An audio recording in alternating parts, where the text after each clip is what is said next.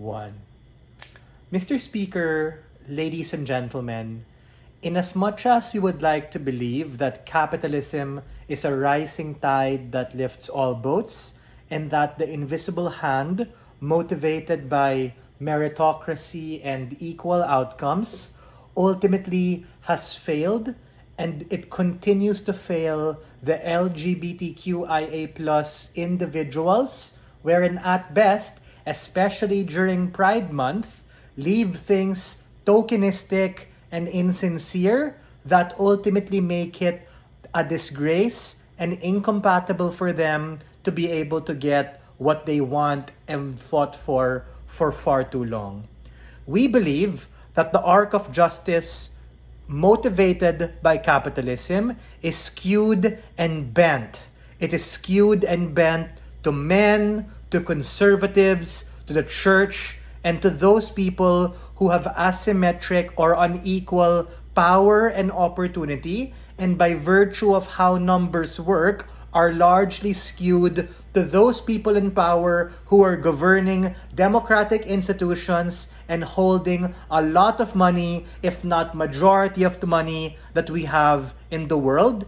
And we think that they purposely and deliberately push these individuals and give them something but a fever dream wherein they ultimately push them to fight an uphill battle and ultimately give them the burden to get out of their own circumstances that they themselves have put them in.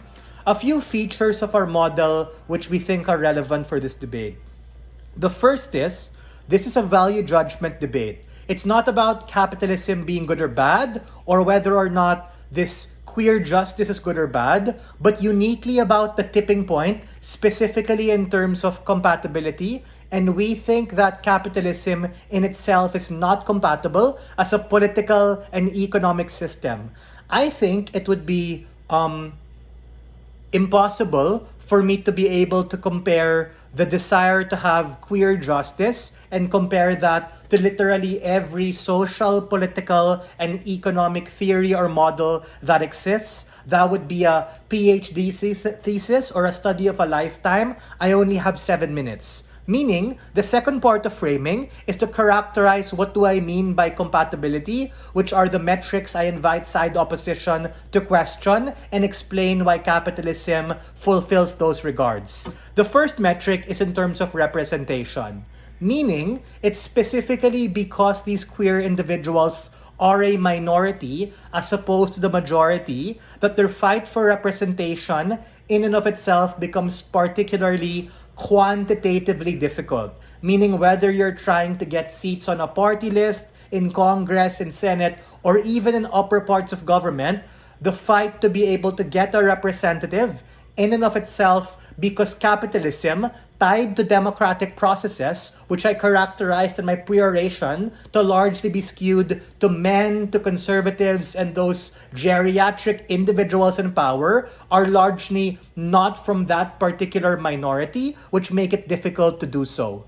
The second metric is in terms of acceptance, meaning these individuals long to be able to have equitable representation just like their heteronormative counterparts or heterosexuals. That is to say, wanting to be able to get married, wanting to be able to be recognized in the same legal, social, and political and economic processes as those people who are the majority, are particularly blocked by legislative functions. Meaning, in many parts of the world that aren't first world, that aren't developed, especially those wherein you have people who are poor or individuals who are governed by conservative institutions like the Catholic Church, majority of the world, ultimately find themselves shackled and unable to be able to do things like get married and have access to acceptance. That means they become burdened themselves to have to go to a white man's country, to go to a nice country if you want to be able to exercise your fundamental basic rights to be able to get married and be with your partner. The third metric is in terms of franchisement, meaning we continue to see a gender wage gap, particularly with some women, especially with queers and trans individuals, who ultimately are looked down in the workforce by a consequence of that majoritarian thing not particularly playing out. The last one is that what is our comparative or counterfactual, to be super clear? Our comparative and counterfactual is that we support other kinds of isms that aren't capitalism. Maybe certain features of socialism would be a good start, but we think that we can defend other kinds of things to make it better. Before that, POI, yeah.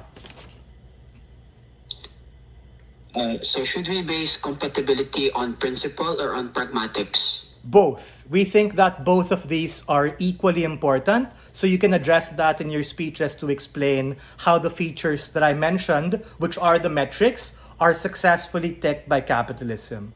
What are the impacts of this? As a large part of my characterization and framing in itself were also arguments. The first impact is that it continues to be an uphill battle and climb, even if I'm going to agree with side opposition already as some sort of preemptive material, that capitalism gives them a shot to do so. But the nuance here is that it continues to be an uphill battle and a difficult thing to be able to climb when these individuals are the minority as opposed to those who are in the majority. The second thing is that it conditions them into this vicious cycle of burdening them to succeed by virtue of the birth lottery because they didn't choose to be that way, and there's nothing wrong to be that way, but in instances where they fail, it becomes their fault because they didn't work hard enough. They didn't reach the American dream. They weren't able to use the levers that capitalism actually tries to gaslight you and make you believe that you can do, but in instances where things revert to the average or you end up mid, becomes your fault and your consequence. Lastly, and most importantly, at best, a lot of these things like pride flags are changing on social media. Ultimately, ladies and gentlemen, are tokenistic and ultimately a false sense of understanding and disgrace to these individuals.